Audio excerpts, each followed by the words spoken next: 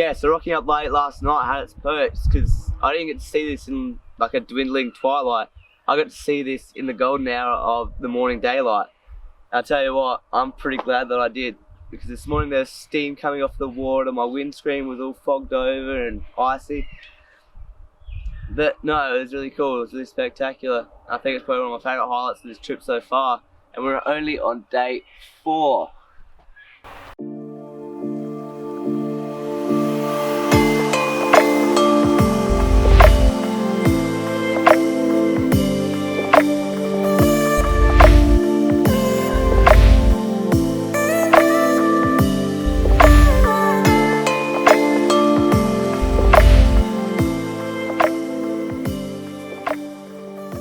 You all honestly have no idea how good this feels.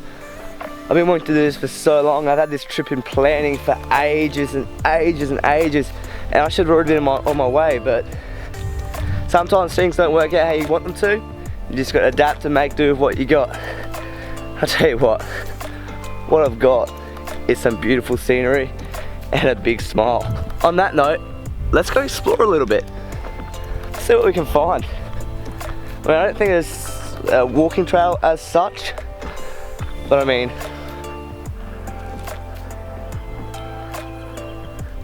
there's some nice views.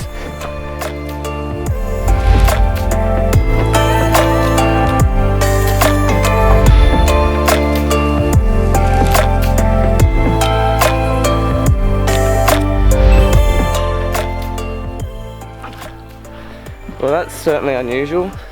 Not really something I expected to see out here.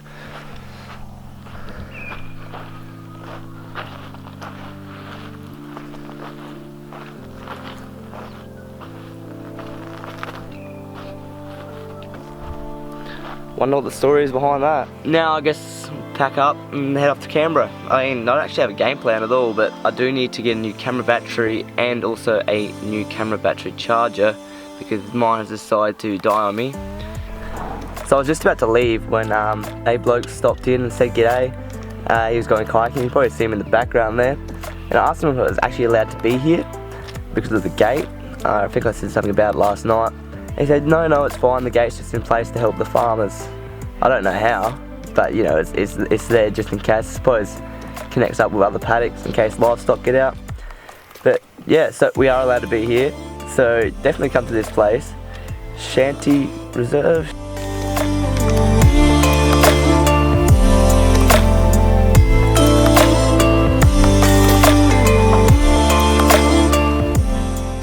You should always leave a gate how you find it. Now, the other problem we have now with the van is that I have no speakers. The head units decided to throw up this, I don't know if you can see it. Well, it says protect, so we're out of music for a while. Alright guys, so this is pretty crazy. I've done 4 states of Australia in 4 days. So we've just arrived here in the Australian Capital Territory. We've just come into Canberra. I'm just going to do a quick bit of a shop. I need to get some oil for the van, and also I want to go into Anaconda and get some hiking boots for my further travels overseas. Yeah, alright, so we've got a few things to do, and then I'm going to park up near the city centre if there's time and ride around on my skateboard and explore a little bit. Well, the jobs are done. I've made it to the city centre. One downside though, it doesn't seem very skateboard friendly, so it might just be a walking trip this time. I mean, I don't really know what I expected to see. It's kind of like a maze, I guess. It's a bit more upbeat and a bit more trendy than Adelaide, that's for sure. I haven't seen Sydney yet, but I know it's kind of like Melbourne CBD. Yeah. Might go try and find a beer. I mean, I don't have money to spend shopping, so maybe that's the next best option.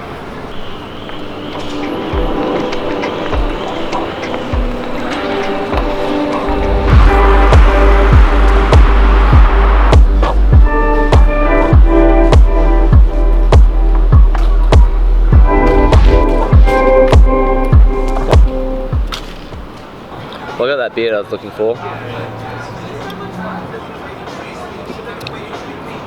It's pretty good too. I've got half an idea about where we're going next too. I've been doing a bit of research and I found a place called Stewart's Crossing Campsite.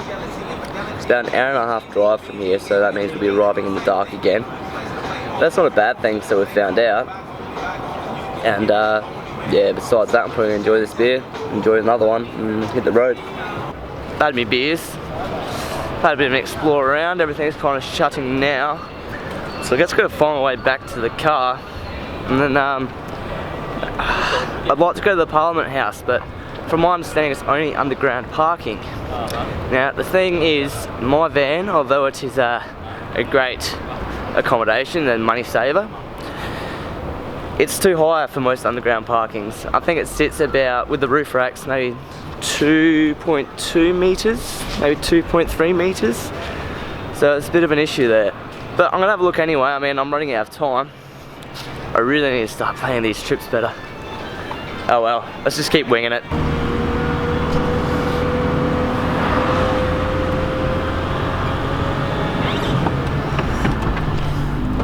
I know it's not much, but we'll have to do for now. We'll be back. Welcome to the end of day 4. So some good and bad things happened today. We covered a lot of ground. We got to see another state and experience some new things, see some new things. But on the bad side, we didn't get to see Canberra for what Canberra truly is. And that's mainly just due to the time constraint. I've set myself an impractical goal of going to Sydney and back within, I think, 11 days. It's not really that feasible when you look at it. It's 3,400 kilometres there and back, roughly. But, I mean, it's in motion now, you can't stop it, we'll just keep going with it. Tomorrow's game plan is to wake up, have a little bit of an exploration, then go to Sydney. I'm going to book a hostel in a minute. So yeah, no more camping for a little while. We've got 2 days in Sydney, so we'll finally get to relax, finally get to see some things. I think we're going out partying tomorrow night, but I'm probably not taking my camera with me, sorry about that, it just is what it is. So yeah, that's pretty much it from me. I'll see you guys in the morning. Peace. Welcome to the end of Bad Travels, episode 2.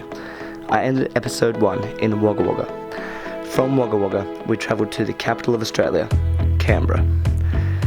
I had managed to travel 1,600 kilometres in just 4 short days. In this episode, I spent $50 on fuel, $10 on beer, and $50 on extra. I didn't need to buy that much food, as I still had leftovers.